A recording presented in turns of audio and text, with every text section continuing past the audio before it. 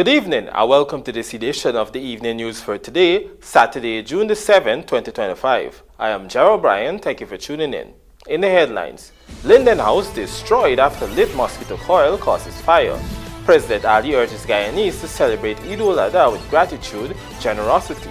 Ministry of Education breaks ground for 2 new East Bank Demerara schools. And Apple's purchase of GUYANE'S carbon credits brings great credibility, VP JAGDEO. Now for the news in detail. In observance of Eid-ul-Adha today, President Dr. Mohamed Irfan Ali has urged Guyanese, especially the Muslim community, to celebrate this festival of sacrifice with gratitude and generosity, and while also exercising faith and living their lives with purpose, conviction, and intention. Here are the details in our lead story tonight. As Muslims in Guyana and around the world observe Eid-ul-Adha on Saturday, President Dr. Mohamed Irfan Ali has urged this festival be celebrated with gratitude. In a message, the president extended heartfelt Eid-ul-Adha greetings to all Guyanese, especially to the Islamic communities here in Guyana and in the diaspora. He further noted that this sacred occasion should cause persons to reflect not only on their intentions and efforts, but also on the quiet guiding hand of Allah. The head of state went on to note that in a world often driven by the desire for control and certainty, Eid should be a gentle reminder that true peace comes from trusting in their faith. Meanwhile, Central Islamic Organization of Guyana's CIOG President Al-Hajj Shahabuddin Ahmad also issued an Eid-ul-Adha message in which he urged that the day bring joy to hearts, unity to communities, and strengthen faith. He reminded that true success lies not in material wealth, but in your commitment to your faith. Additionally, he pointed out the importance of being willing to sacrifice for righteousness and show compassion for others. Eid-ul-Adha or Qurbana is called the festival of sacrifice. Muslims observe Qurbana by slaughtering an animal, a goat, sheep, or cow, to reflect on Prophet Ibrahim's willingness to sacrifice his son Ismail at God's command and to commemorate a testament of God's mercy to the faithful. It is tradition for 1/3 of the meat from sacrificed animals to go to the poor or vulnerable people, 1/3 for neighbors, associates, and friends, and 1/3 for family use. Joe O'Brien, The Evening News. One man is now homeless after an early morning fire destroyed his Andyville Wismar home in Linden, Region 10, Upper Demerara, Upper Berbice. The single-story wooden and concrete structure was completely flattened in the blaze. The building was owned and occupied by 39-year-old Keon Parks, who is now homeless. According to the Guyana Fire Service, the report of the fire was received at approximately 5:20 hours today. Firefighters arrived promptly at 5:29 hours, and the first fire suppression jet was immediately deployed. 2 fire appliances, water carriers 12 and 19, responded to the scene. Preliminary investigations indicate that an unattended lit mosquito coil ignited nearby combustible materials, causing the fire.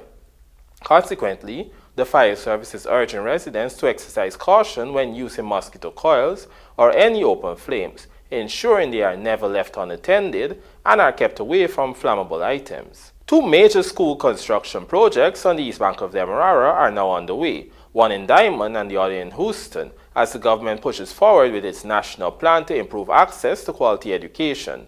Loan McAllister joins us with the details. Education Minister Priya Manikchand turned the sod on Friday for the $821 million Diamond No. 2 primary school. Meanwhile, over in Houston, a brand new secondary school is also in the pipeline, aimed at transforming the learning experience for hundreds more. Once completed, the Diamond No. 2 primary school, a 2-story school, will feature 25 classrooms capable of hosting at least 750 students. It will sit on over 2 acres of land and offer modern learning spaces, a library, a sick bay, and offices for administrators. Unlike traditional buildings, the school will be constructed using lightweight steel panels, materials that are heat-resistant, waterproof, and designed to last over 75 years. Natural lighting and sustainable design are central to this project. The school will also include a fully equipped IT research center and science labs to enrich the primary curriculum. Students will also benefit from recreational amenities, including a large playfield supporting academics and holistic development. The project, awarded to foreign firm Renovest Limited, follows a design, build, and furnish model. It is expected to be completed in 10 months with a 1-year defects liability period. Meanwhile, a new $296 million modern Houston Secondary School will rise where the old Houston School once stood. With 16 classrooms and capacity for over 400 students, the school will be outfitted with a science research center, an IT lab, a library and counseling room, embracing energy-efficient design and top-tier safety features. K&S General Contracting Inc. is spearheading the 17-month construction effort, also followed by a 1-year liability period. Together, the Diamond and Houston secondary projects reflect the government's wider commitment to building a future where every child learns in safe, well-equipped, and inspiring environments. Lawanda McAllister for the Evening News. Vice President Dr. Barry Jagdeo says that the recent purchase of 100,000 of Guyana's certified carbon credits by global tech company Apple Inc. will shed international limelight on the country's forest assets. Earlier this week, it was announced that the credits were bought by Apple at a rate of $15 per credit, bringing the total purchase price to some 313 million Guyana dollars.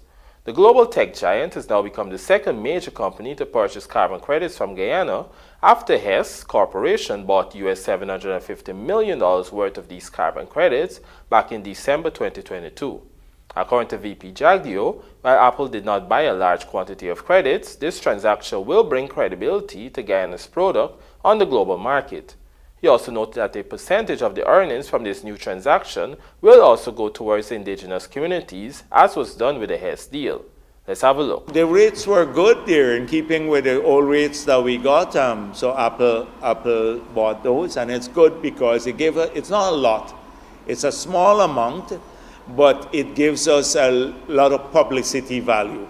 Okay, publicity value. So it's really great that a company like Apple, a big company like that, sees that these are valuable credits. It brings great credibility to our product in the market. So I'm really pleased with that.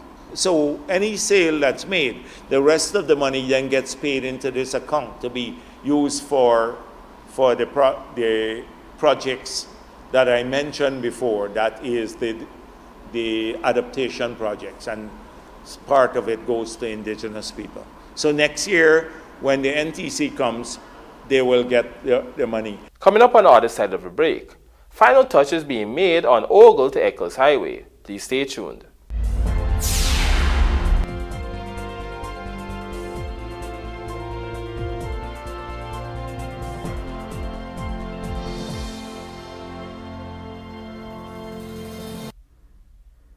Looking to bring your dream home to reality?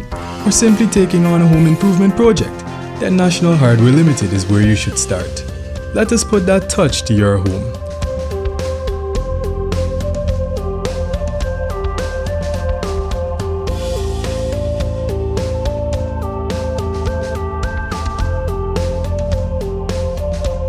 Choose from over 1,000 Berger Paint original hues for any surface.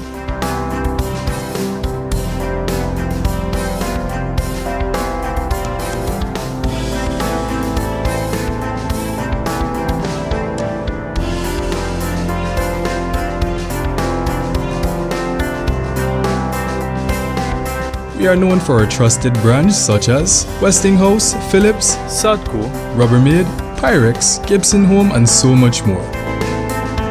National Hardware Limited, your do-it-best store. Located in downtown Georgetown and industrial site Rhymeville.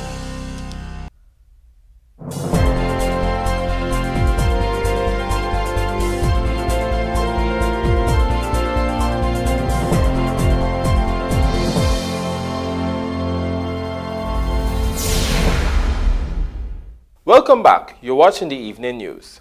Public Works Minister Juan Edgell has indicated that final touches are being made on the highly anticipated Ogle to Eccles Access Road, a new highway that will connect the east bank of the Demerara and the east coast of the Demerara corridors.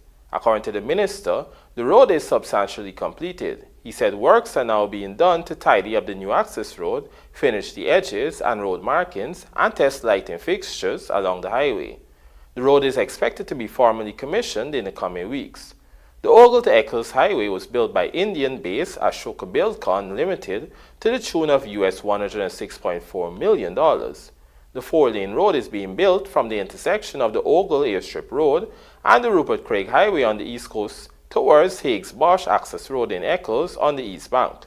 It is expected that this new highway will reduce travel time and traffic congestion in Georgetown, as well as along both the east bank and east coast corridors, providing alternate links to the Eugene F. Correa International Airport at Ogle and the Chedi Jagan International Airport at Temeri. The Guyana government plans to further extend this road from Eccles to Diamond, and then from Diamond all the way to Temeri, where the country's main port of entry is located. Guyana's oil sector faces stricter oversight as Vice President Barry Jagdeo directs the Environmental Protection Agency, EPA, to enforce the country's new oil spill legislation, which entails that all new oil exploration permits must now meet tougher environmental and financial standards, ensuring companies are fully liable for any pollution. Jill Sobers has this report. Vice President Dr. Barry Jagdeo has issued a clear directive to the Environmental Protection Agency EPA, emphasizing that all new oil exploration permits must fully comply with the recently passed Oil Pollution Prevention Preparedness Response and Responsibility Bill 2025. Central to this compliance, he stressed, is the requirement that financial assurances provided by oil companies must now reflect the full extent of their legal liabilities under the new legislation. Though the sweeping piece of legislation mandates strict oil spill prevention emergency response protocols and clear accountability for polluters, in alignment with environmental conventions like the International Convention on Oil Pollution Preparedness, Response and Cooperation, the opposition has refused to back the bill. Additionally, the new law will play a pivotal role in safeguarding Guyana's environment, affirming the government's long-term commitment to responsible resource management and environmental protection. So, entirely clear. They now with the new law in place, the way I see it is that permits from the EPA would have to ensure that they are responsible and the financial assurances they give must be consistent. They're responsible for all, first of all, they're responsible for all of the damages caused, that is the cleanup cost of the damage caused from a potential oil spill, and two, for consequential losses. So the EPA, the new permits from the EPA, must seek a financial assurance that would ensure that all of their potential liabilities are covered. The new law, which is seen as a landmark in strengthening Guyana's regulatory oversight of the oil and gas sector, mandates that all operators must be financially prepared to manage the environmental fallout from oil spills. This represents a shift from previous regimes under which critics often cited insufficient safeguards and unclear liability standards. Jagdeo explained that with this legislation now in force, EPA-issued permits must reflect the new law's provisions, ensuring that the oil operator's liability is not just theoretical but financially secured. The Vice President also pointed out that while the new law governs Guyana's territory, it has broader implications. We legislate for the state of Guyana. They have to provide financial assurances consistent with their new law or their liabilities under the new law. So I suspect if you're talking about like Trinidad and Tobago, I don't think they'll legislate for Guyana when they look at oil spills, etc. They can sue the company too. They can sue the company. The passage of the 2025 oil spill bill has been hailed by the government officials and civil society alike as a vital step towards ensuring Guyana's burgeoning oil sector does not jeopardize the environment or economy through insufficient oversight. Earlier in the month, JAGDEO reiterated that the bill offers broad and explicit legal protections to Guyanese citizens, especially fisherfolk and business owners, ensuring that they are fully compensated in the event of an oil spill, whether from a rig or a vessel transporting fuel. Trishal Sobers, Evening News. The Guyana Police Force's Office of Professional Responsibility, OPR, is investigating an incident involving 3 police ranks, one of whom has been placed under close arrest for alleged use of force. The incident, which involves a police corporal, lance corporal, and a constable of Regional Division 3 and 2 male civilians, occurred at about 12:30 hours on Friday at the West Central Mall in Lenora, West Coast Demerara. Preliminary investigation reveals that the ranks were reporting to a disturbance involving several young males at the West Central Mall.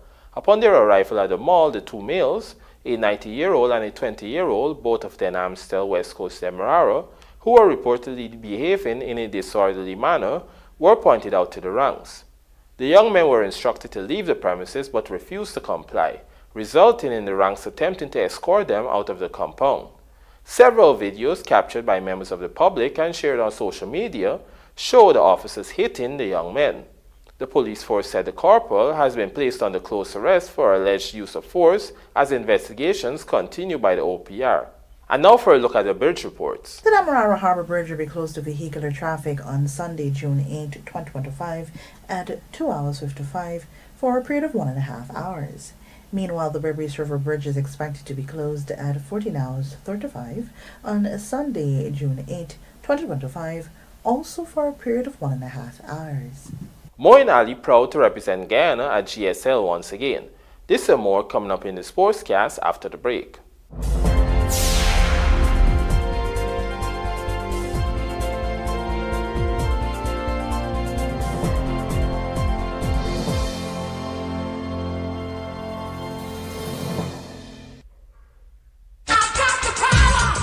Business owners, it's time to level up with SylviesOnline.com. Shopping with us is a breeze. Browse online and plan your purchase. Check real-time stock availability. Enjoy expert in-store assistance. Whether you're on-site or in the office, shop at SylviesOnline.com. Visit SylviesOnline.com today and make your next big upgrade easy. SylviesOnline.com, your partner in productivity.